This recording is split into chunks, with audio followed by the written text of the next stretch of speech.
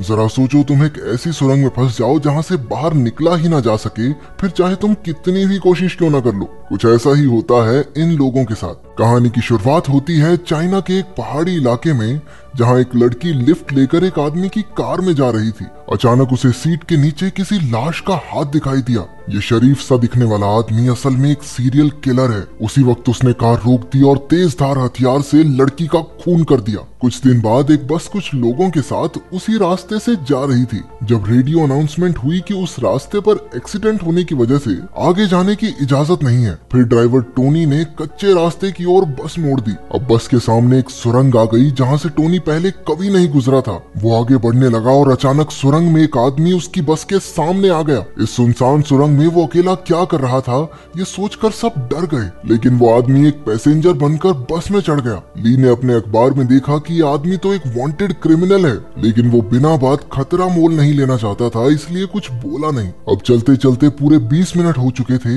लेकिन बस अब भी सुरंग में ही थी। टोनी जानता था कि देश की सबसे बड़ी सुरंग को पार करने में भी 10 मिनट ही लगते हैं, लेकिन ये सुरंग तो खत्म ही नहीं हो रही थी। आखिरकार सबने वापस मुड़ने का फैसला किया, लेकिन फुल स्पीड में 30 मिनट चलने के बाद भी वो शुरुआत तक पहुंच ही नहीं रहे थे। ये एक अंधेरी सुरंग थी जिसका कोई अंत नहीं था। सब डर कर बस से नीचे उतर गए। अचानक जिंग को अपना फोन जमीन पर पड़ा दिखा, जो उससे गलती से सुरंग की शुरुआत में गिर गया था। अब ये साफ हो चुका था कि ये कोई आम सुरंग नहीं है। ली ने आगे बढ़कर कहा कि उन्हें चलकर बाहर का रास्ता ढूंढना चाहिए, लेकिन घना अंधेरा होने की वजह से वहाँ कोई भी आसानी से गुम हो सकता था, इसलिए जिंग ने उसे अपना ऊन का गोला दिया। ली एक हिस्सा लेकर आगे बढ़ने लगा और दूसरा हिस्सा वोंग नाम के एक दूसरे पैसेंजर के पास था। तभी सुरंग वाले अनजान आदमी ने कहा कि वो भी ली के साथ चलेगा। उस आदमी का नाम चियान है। कुछ देर बाद वहाँ धुंध पड़ने लगी और बस के लोगों को दूर से 2 आदमी उनकी तरफ आते दिखाई दिए। सब उनका सामना करने को तैयार थे, लेकिन ये कोई और नहीं बल्कि ली और चियान ही थे।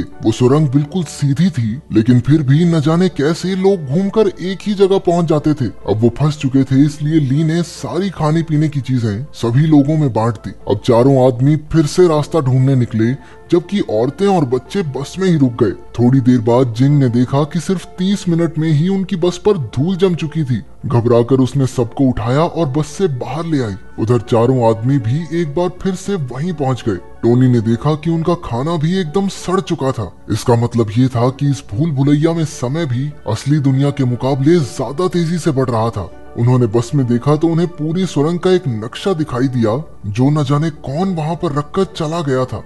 ली ने नक्शा समझने की कोशिश की, लेकिन उसी वक्त लाइट चली गई और अचानक ली भी गायब हो गया।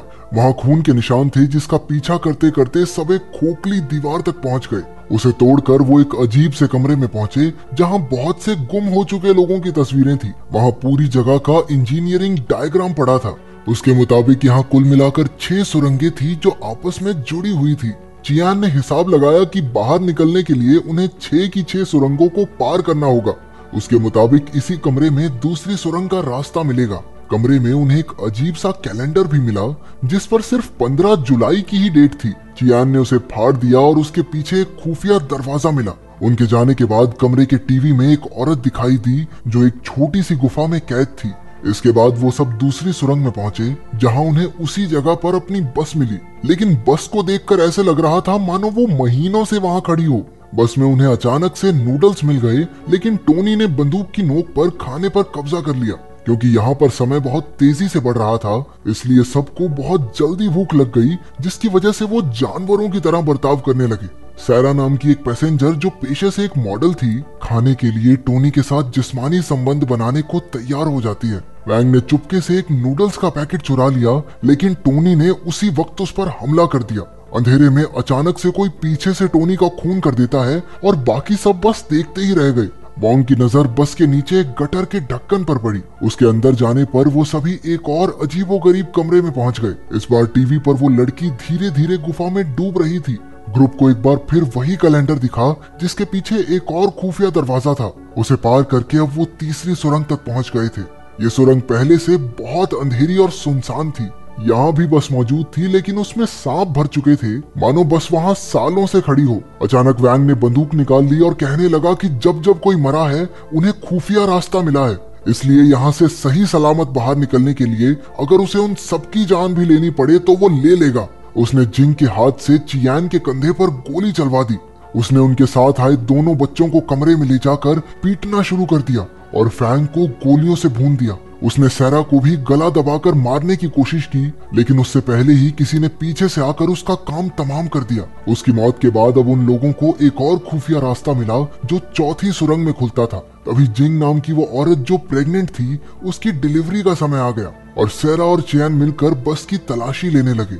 ये सुरंग लोगों का मानसिक संतुलन बिगाड़ देती है, इसलिए सैरा को अजीबोगरीब लोग दिखाई देने लगे।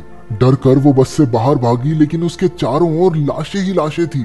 वहीं उसे एक शीशा दिखा और उसमें देखते ही किसी ने उसे पीछे से मार डाला। चियान, जिंग और पार्क आगे बढ़ने लगे, लेकिन रास्ते में ही जिंग का बेटा मर गया। अचानक जिंग ने अपना मानसिक संतुलन खो दिया और एक चाकू से चियान को भी मार डाला। चियान की आंख खुली तो वो एक सीक्रेट हॉस्पिटल में था। असली कहानी एक आर्मी ऑफिसर ने समझाई। असल में कहानी की शुरुआत में जेम्स नाम का जो सीरियल किलर हमने देखा था, उसे पुलिस ने पकड़ लिया था, लेकिन एक्सीडेंट होने की वजह से वो कोमा में था। जेम्स ने कई औरतों को किडनैप करके मार डाला था, लेकिन सायरा नाम की एक लड़की अभी भी जिंदा थी। लेकिन जेम्स के अलावा कोई नहीं जानता था कि वो कहाँ है। उसके कोमा में होने की वजह से उन्होंने एक साइकोथेरेपिस्ट को जेम्स के दिमाग में भेजकर लड़की का पता लगाने का फैसला किया। ये साइकोथेरेपिस्ट चियान ही था और असल में वो लड़की सायरा चियान की ही पत्नी है। यानी कि अब तक जो कुछ भी हुआ वो सिर्फ जेम्स के दिमाग में चल रहा था, जो हमने चियान की नजरों से देखा। उसे अब तक यही पता चल पाया था कि उसकी पत्नी किसी नदी के आसपास कैद है, लेकिन तेज बारिश की वजह से अगले 36 घंटों में नदी के आसपास की सारी गुफाएं पूरी तरह पानी से भर जाएंगी। चियान ने आर्मी ऑफिसर को उस बार बार दिखने वाली तारीख 15 जुलाई के बारे में बताया।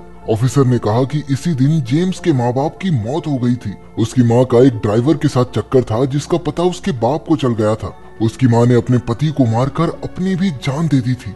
असल में जेम्स खुद एक टनल इंजीनियर है, इसलिए जब वो कोमा में गया तो उसने अपने दिमाग में एक खतरनाक सुरंग बनानी शुरू कर दी, जो उसके दिमाग की तरह ही एक भूल भुलैया थी। चियान का मकसद था सुरंग में जाकर जेम्स को बाहर निकालना, ताकि वो कोमा से बाहर आ जाए। लेकिन उस हत्यारे का दिमाग इतना पेचीदा होगा, ये उसने कभी नहीं सोचा था। उसके दिमाग में मौजूद बस में बैठे सभी पैसेंजर्स दरअसल उसकी जिंदगी के अलग अलग पहलू हैं। सबसे अच्छा था ली, जो उसके अंदर मौजूद अच्छाई की एक झलक था। दूसरा टोनी था, जो जेम्स के गुस्से को दिखाता था। वैंग जेम्स के दिमाग में उसके पिता की पर्सनैलिटी थी, क्योंकि जिस तरह वो बाकी सबको मार रहा था, असल जिंदगी में भी वो उसकी माँ को मारा करता था। और सैरा एकदम उसकी माँ की जैसी थी। उसकी माँ भी एक मॉडल थी और असल जिंदगी की तरह उसके दिमाग में भी उसका एक ड्राइवर के साथ अफेयर शुरू हो जाता है। वो प्रेग्नेंट औरत जिंग उसके एक सपने की तरह थी, क्योंकि वो हमेशा से चाहता था कि उसकी माँ बिल्कुल वैसी हो। लेकिन वो भी उसके दिमाग में जेम्स की बुराई को बदल नहीं पाई और मारी गई। आखिर में बचे वो जुड़वा बच्चे जेम्स के बचपन को दर्शाते थे। लेकिन वहाँ कोई और भी मौजूद था जो बस में नहीं था, वो जिसने छुपकर ली, टॉमी और वैंग का कत्ल कर दिया था। अगले दिन चियान एक बार फिर से जेम्स के दिमाग में दाखिल हुआ। इस बार उसने सीधा जेम्स से अपनी पत्नी के बारे में पूछा, लेकिन वो इतनी आसानी से कहाँ बताने वाला था। वो कहने लगा कि उसे अपनी माँ से नफरत है, क्योंकि उसने उसके बाप को मार डाला था। इसीलिए वो औरतों को किडनैप करके मार डालता था, क्योंकि उन पर भरोसा नहीं किया जा सकता। इसके बाद वो चियान को अपने दिमाग के अलग अलग हिस्सों में ले गया, जहाँ उसकी जिंदगी के कई किस्से चल रहे थे। चियान ने जेम्स के नादान बचपने से भरे हिस्से पार्क से बात करनी चाहिए, लेकिन उसकी बहन फैंग ने उसे सायरा का पता बताने से रोक दिया। इसके बाद चियान एक सिनेमा हॉल में पहुंचा, जहां आखिरकार उसे सुरंग में हुए कत्ल करने वाला आदमी मिला। ये कोई और नहीं बल्कि चियान खुद ही था। इसका मतलब था कि जेम्स का दिमाग इतना शैतान था कि जो भी उसमें झांकता वो खुद भी एक कातिल की तरह सोचने लगता। शैतान चियान ने बताया कि वो सायरा को बचाना नहीं चाहता, इसीलिए उसने एक एक करके सुरंग में सबका खून कर दिया और नए जन्मे बच्चे को भी मार डाला। इसके बाद वो असली चियान को एक अंधेरी जगह पर ले आया, जहां उनका आखिरी मुकाबला होगा। जल्द ही जबरदस्त लड़ाई शुरू हो गई, लेकिन जैसे ही असली चियान जीतने वाला था, एक और शैतान चियान वहां आ गया, जिसका सीधा मतलब ये था कि शैतान कभी मरेगा नहीं। उधर बारिश काफी तेज हो रही थी और पानी अब सायरा की गर्दन तक पहुंच चुका था। तभी असली चियान के दिमाग में एक आइडिया आया। अगर वो अपनी जान दे दे तो उसके साथ साथ उसकी बुराई भी खुद ब खुद मारी जाएगी। उसका प्लान काम कर गया और जेम्स के दिमाग से बुराई का नामो निशान मिट गया। इसके साथ ही हॉस्पिटल में जेम्स कोमा से बाहर आ गया और उसने तुरंत पुलिस को सायरा का पता बता दिया। आखिरकार सायरा को तो एन मौके पर बचा लिया गया, लेकिन चियान कभी नहीं उठा। वो अब उसी सुरंग में हमेशा के लिए कैद हो चुका है। ये थोड़ी पेचीदा कहानी है, तो तुम्हें इसके ट्विस्ट में क्या समझ में आया कमेंट्स में जरूर बताना। देखते हैं कहानी लोगों को समझ में आई भी है या नहीं।